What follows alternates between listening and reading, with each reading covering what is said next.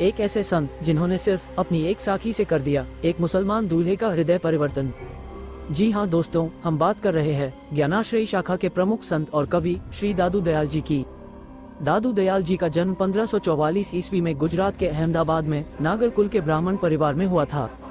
संत श्री दादू दयाल जी के 52 पट्टे शिष्य थे, जिनमें से उनके 4 शिष्यों को सबसे ज्यादा जाना जाता है, जिनमें से पहले शिष्य थे गरीबदास और सुंदरदास और बाकी 2 संत बकना और संत रज्जब जी। कहा जाता है संत दादू दयाल जी को मात्र 11 साल की उम्र में भगवान ने दर्शन दिए थे और 12 साल की उम्र में उन्होंने संसार त्याग दिया और प्रभु भक्ति में लीन हो गए थे।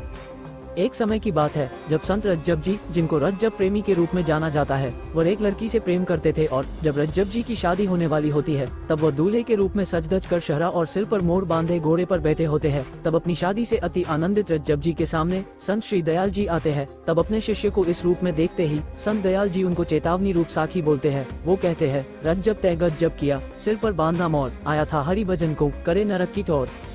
बस अपने गुरु के इतने शब्दों को सुन उनको देर न लगी। रज्जब तुरंत घोड़े से नीचे उतरे और सिर पर बांधा मोर उतार दिया और अपने गुरु संत दयाल जी के संग हमेशा के लिए रहने लगे। गुरु भक्ति में वो इतने लीन हो गए कि कहा जाता है जब संत दयाल जी का देहांत हुआ तो उन्होंने अपनी आंख हमेशा के लिए बंद कर ली। लोगों के पूछने पर उन्होंने कहा, मैंने अपने गुरु में पूर्णता के दर्शन किए हैं, अब इस भौतिक शरीर से उनके अलावा देखने को कुछ और शेष नहीं बचा है। तो दोस्तों, ये थी संत श्री दयाल जी और उनके शिष्य संत श्री रज्जब जी की कहानी। यदि आपको ये कहानी अच्छी लगी तो हमें कमेंट में जरूर बताएं और चैनल को लाइक, शेयर और सब्सक्राइब करना ना भूलें। धन्यवाद।